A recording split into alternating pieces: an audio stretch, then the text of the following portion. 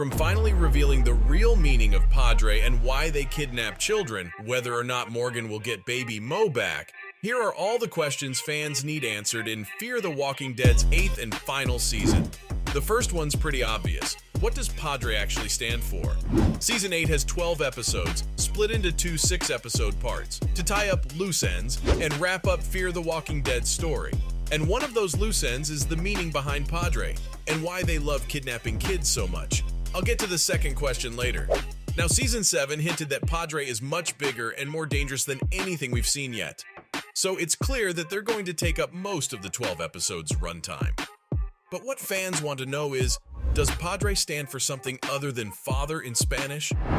I mean, if the US government is in some way working with the organization, then it has to be more than just an acronym that's never explained, right?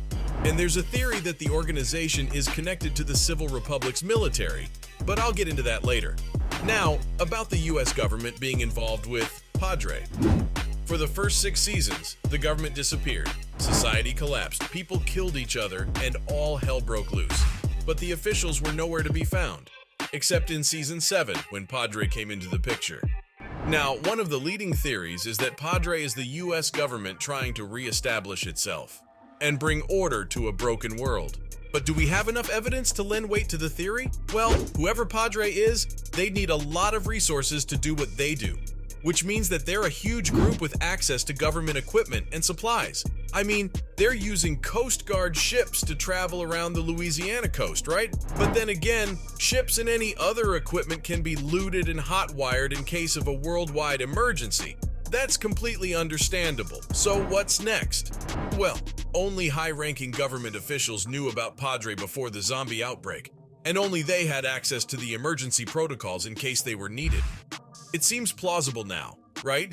But that's not the only theory going around. And it isn't the only question Season 8 needs to answer. Like I mentioned earlier, the Civil Republic's military could be involved with Padre. So is it? Or could everything be linked to the Commonwealth? Let's look at one hint dropped in The Walking Dead's 11th season. When Daryl and Carol were about to leave Commonwealth Deputy Governor Lance Hornsby bleeding on the ground, he let slip that the Commonwealth has certain alliances that would be at risk if he died. The leading theory is that he was talking about the Civil Republic's military. Remember Designation 2, where the Commonwealth sends some of its prisoners? Well, maybe that's where they go. And if the Commonwealth has an alliance with the CRM, then it's highly likely that it's also allied with Padre. Remember, these organizations are large, have access to specialized resources, and are extremely dangerous. So it's not out of the realm of possibility that they're all connected. And it'd also help explain the next question that fans have about Padre. Just why do they kidnap children? A part of it was answered in the Season 7 finale. When Morgan had his first meeting with Madison, she explained that Padre has a child kidnapping ring, and that she's been working with them because they believe that they can give them better lives and raise them with no attachments. And that makes sense, right? Padre probably assumed that kids are much easier to control and manipulate than adults. So, they'd kidnap them and use the CRM's help to do it. Since they have access to Coast Guard ships, they could run a kidnapping ring along the Gulf Coast, steal people's children, and absorb them into their ranks. But I'm getting ahead of myself here, because this is, of course, still a fan theory. There are a lot of assumptions here, so fans are hoping that the real reason why Padre steals kids from their parents is explained in Season 8, other than helping them live better lives, that is. Another pressing issue is Madison's escape from the fire. I know Season 8 has a lot to answer for, but one really important question that everyone's been asking since Season 4 is, how exactly did she escape the stadium fire? The series didn't explain it and casually retold her death in Season 7.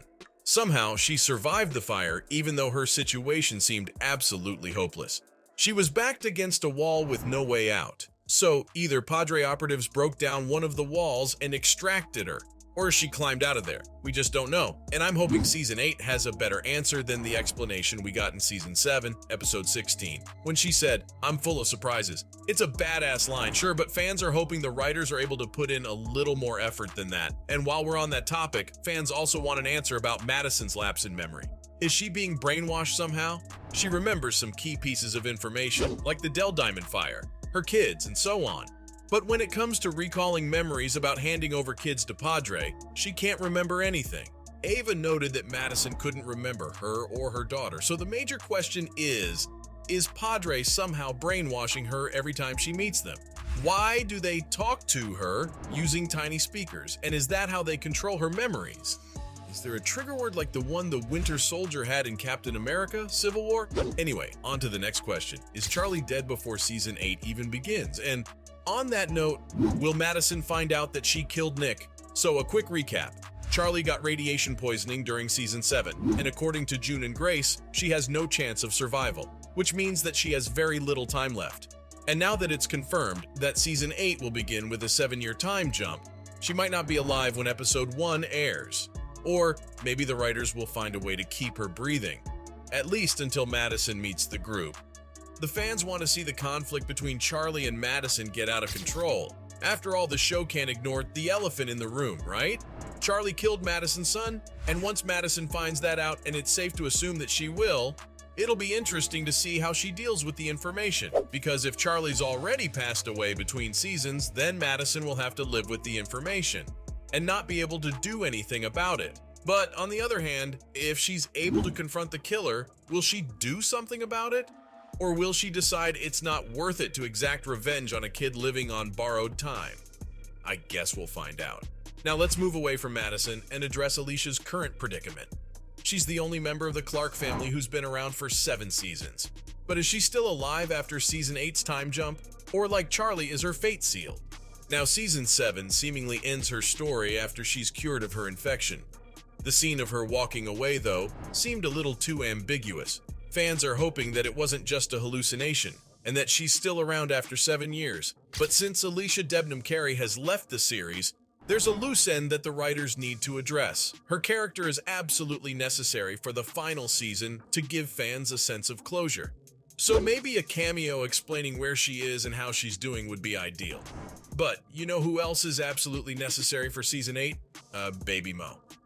One of the burning questions the fans have for Fear the Walking Dead's final run is whether Morgan will get Baby Mo back.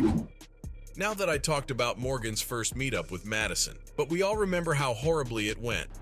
She took Mo from her and handed her over to Padre. And it's been 7 long years since then. Obviously, Morgan's not going to hang up his gloves and move on. And if the writers decided to put in a twist and not return Mo to Morgan, then I'm not sure whether the fans would like that. But Season 8 does appear darker and grittier than previous seasons, so who knows? But actor Lenny James had a few things to say that might give us an inkling as to what'll happen in the final season. In an interview with SFX magazine, James teased that Season 8 would answer a lot of questions about his character, and that it would address the fundamental truth about Morgan as a human being. What does he live for, and what will he do to protect his own? Obviously, he's talking about Baby Mo, right? So, does that mean he'll reunite with his adopted child, and die trying to give her a better life? Maybe. The fans would love to watch him and Baby Mo walk into the sunset. But from what we've seen in the teasers so far, Season 8 is about to break all our hearts. So whether or not Morgan will get Baby Mo back to reveal the meaning of Padre and why they kidnap children, those were the burning questions that Fear the Walking Dead needs to answer in its final season.